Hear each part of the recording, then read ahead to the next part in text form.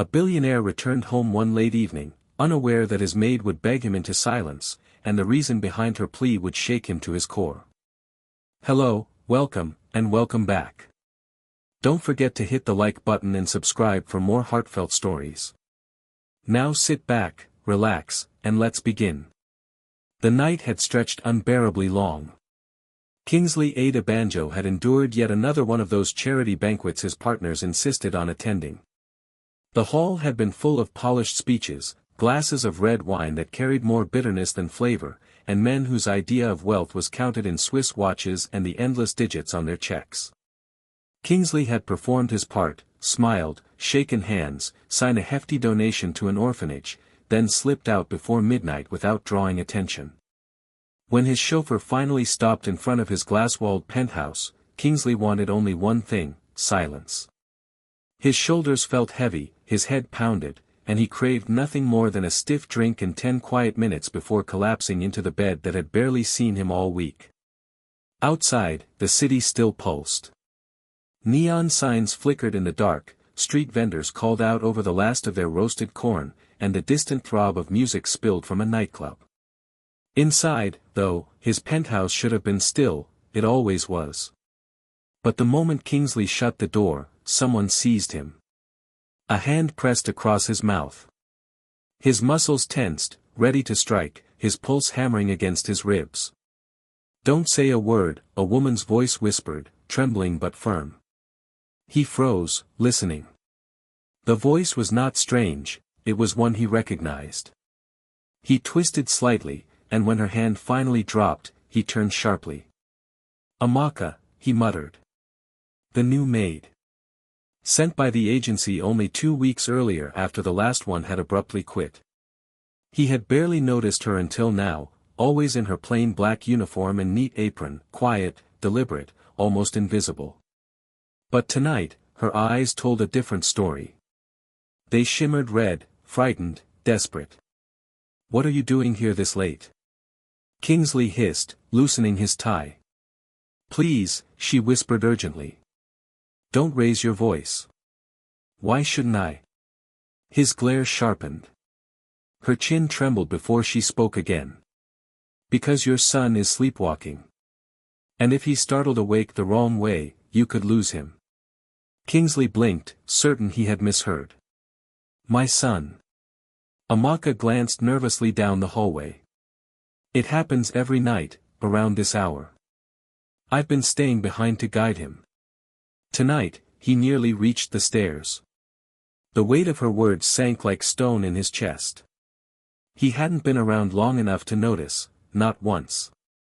His 7-year-old boy, quiet and shy, was wandering the house at night, and no one had told him. No one but this maid, this stranger, who had dared silence him to protect his child. His voice softened before he realized. I didn't know." "No one else noticed," Amaka murmured, her hands clasping together tightly. "I stayed behind after my shift. I couldn't leave him alone." "You're not paid for that," Kingsley muttered. "I know," she answered simply. Her calmness stung worse than any rebuke. For the first time in years, Kingsley realized his wealth had bought everything except the one thing that mattered: presence in his son's life. And for the first time, he saw Amaka not as the maid, but as the woman who had been quietly guarding a truth he should have known first. Kingsley sank onto the hallway bench, his suit stiff against the leather seat. He rubbed his forehead, trying to absorb what she had just confessed. "Why didn't you come to me?" he asked quietly, almost pleading. She shook her head. "I didn't think it mattered to you." The words cut deep. "I care about my son." "I believe that," Amaka said gently. "But children don't feel belief. They feel presence." Her words pierced deeper than any insult he had ever faced in business. "Tonight," she continued softly, he walked straight toward the stairwell, eyes wide but asleep. "I stopped him. If I hadn't," her voice broke. "I caught him just in time." Kingsley leaned back, staring at the ceiling. The image of his boy teetering at the top of the stairs made his stomach churn. Amaka stepped closer. I know I shouldn't have covered your mouth like that. You were protecting my son, Kingsley interrupted. I should be thanking you. She lowered her gaze. I didn't do it for thanks. He studied her properly for the first time. Young, no more than her mid-20s, yet her eyes carried the weight of someone who had borne responsibility far too early. You said earlier, about carrying this alone, he said slowly. I'm used to it, she replied without hesitation. Shame tightened in his chest. He had believed money solved everything, nannies, elite schools, private drivers. Yet here was a woman who earned less in a month than he spent on a single dinner, and she was the one protecting his son at midnight. Before he could ask more, soft footsteps echoed. Both turned toward the corridor. A small figure appeared, barefoot, eyes half shut. Daddy, the boy murmured. Kingsley leapt to his feet. Junior. Walk slowly. Don't startle him, Amaka whispered quickly. Kingsley crouched, arms open. Come here, son. The boy stumbled forward, collapsing into his embrace. I was looking for you, Junior whispered. Kingsley's throat tightened. I'm here now. And for the first time in far too long, he meant it. He held his son close, feeling how small his frame truly was. Too many flights, too many meetings, too many nights away, leaving him in the care of strangers. Now the boy clung to him as if afraid he would vanish again. Amaka stood a few steps back, hands folded, silent and watchful. Her expression was gentle yet guarded, as if she had been waiting for this moment all along. Kingsley rubbed Junior's back softly. How long has this been happening? Since I started here, Amaka answered quietly. 7 nights. Always after midnight. Always pacing, like he's searching for someone. Kingsley closed his eyes, pressing his cheek against Junior's head. His son smelled faintly of soap and cocoa butter, still so innocent, still so young. He thinks I abandoned him, Kingsley murmured. I think he just misses you, Amaka replied carefully. That's not the same, he said, his voice heavy. She didn't argue. Instead, she adjusted a picture frame on the wall, a photo of Kingsley and Junior at the beach years ago.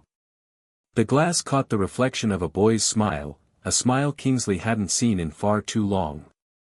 You know, Amaka began quietly, when I was little, my mother worked nights. Long hours, sometimes 2 jobs. I used to wait by the door just to hear her voice when she came back.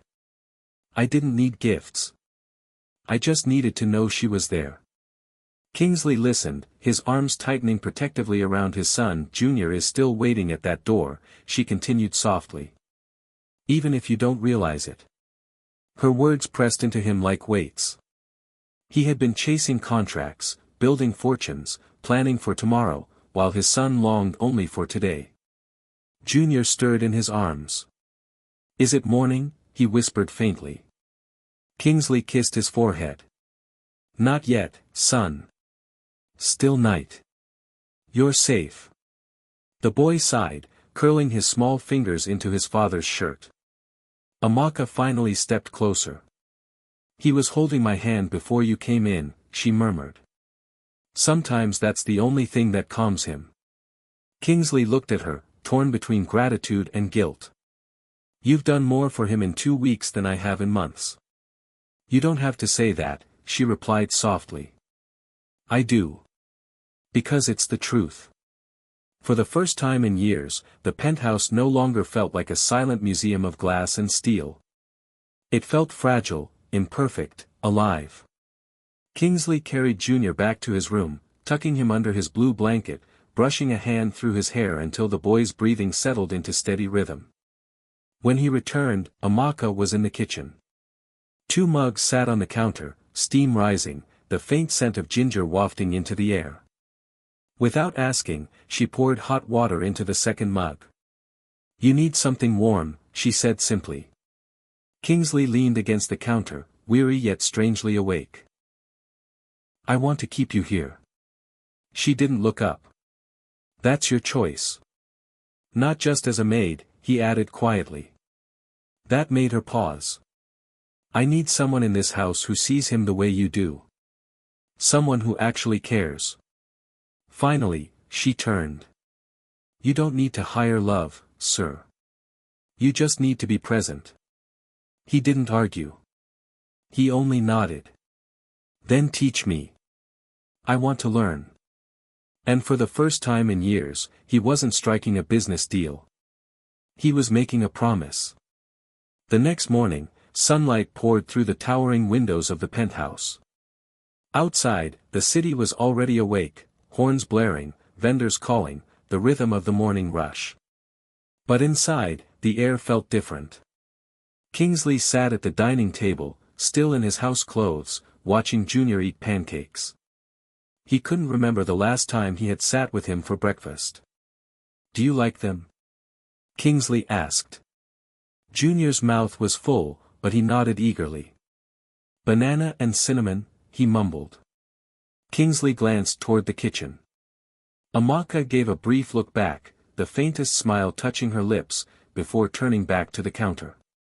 Kingsley leaned closer to his son. From now on, I'll eat breakfast with you every morning. Junior froze, eyes wide. Even when you have work? Even then, Kingsley said firmly. The boy grinned, and warmth surged through Kingsley's chest, a warmth no boardroom victory had ever given him. After breakfast, Amaka cleared the table while Kingsley helped Junior dress for school. It felt awkward at first, fumbling with buttons, tying shoelaces too slowly. But Junior laughed at his clumsiness, and that laugh was worth everything. When the driver arrived, Kingsley walked his son downstairs himself, holding his hand until he climbed into the car. Neighbors stared curiously, the powerful businessman, personally escorting his child. He didn't care. Back upstairs, Kingsley found Amaka folding laundry with quiet precision, like someone who had grown used to being unseen. I want to change things, Kingsley said suddenly. She looked up. Change? I thought money was enough. That if I gave him everything, he wouldn't feel the lack of me. But I was wrong. I want to be here. Not just in name, but in truth. Amaka studied him carefully before nodding slowly. Then start small. Children remember patterns, not promises. Sit with him. Listen. Let him see your face when he wakes and when he sleeps. Kingsley exhaled deeply. You speak like someone who's lived this. She hesitated. I have. He didn't press. But her eyes carried scars that told stories words never would. That day, he canceled 2 meetings, surprising his secretary. He spent the afternoon working from home, laptop open on the same table where his son usually scribbled homework. The silence no longer felt empty. By evening, when Junior returned from school, Kingsley was still there. The boy froze in the doorway. Daddy, you didn't travel. Kingsley smiled. No. I'm staying. Junior darted into his arms, and Kingsley felt something fragile stitching itself back together. In the corner, Amaka stood quietly, her heart full, but cautious. 2 weeks passed. The penthouse no longer felt like a sterile hotel suite. The sound of laughter began to echo in its halls again. The dining table bore crumbs and sticky juice stains, proof of real mornings together. Kingsley discovered the rhythm of bedtime stories, the fumbling art of tying shoelaces, and the patience of waiting for a child to speak instead of rushing him. Amaka remained steady, always present, but never overstepping. She cooked, she cleaned, she guided with a light touch whenever Kingsley faltered. Sometimes late at night, she reminded him of the little things, he finished his homework, or he wants to show you his drawing. And every time, Kingsley realized just how blind he had been before. One evening, after Junior had fallen asleep, Kingsley found her by the door with her coat in hand. Leaving already? He asked. She nodded. He's asleep. My work here is done. He hesitated before speaking. Amaka, thank you. She tilted her head, uncertain. For what? For saving him that night. For teaching me what it means to be present. She shook her head gently. You saved him yourself. I only kept watch until you arrived. He stepped closer. No. You gave me back my son. The words hung heavy in the air. Her eyes lowered, her voice quiet. He doesn't need a hero. He just needs his father. Kingsley felt the truth of those words etch itself into his heart like stone. From down the hallway, a small voice called, "Daddy." Kingsley turned instantly. "I'm here, son." He rushed back, leaving Amaka standing silently by the door. She smiled faintly, then slipped out into the night. That evening, as Kingsley tucked Junior into bed, he whispered, "I'm not going anywhere. From now on, when you wake, I'll be here." Junior's little arms wrapped tightly around his neck. "Promise?" Kingsley kissed his forehead. "Promise." And for the first time in years, he felt like more than a wealthy man. He felt like a father. If this story touched you, don't forget to give it a like and subscribe for more inspiring and emotional journeys. Let us know in the comments where you're watching from. We treasure each one of your messages. Until next time, stay hopeful, stay kind, and stay with us.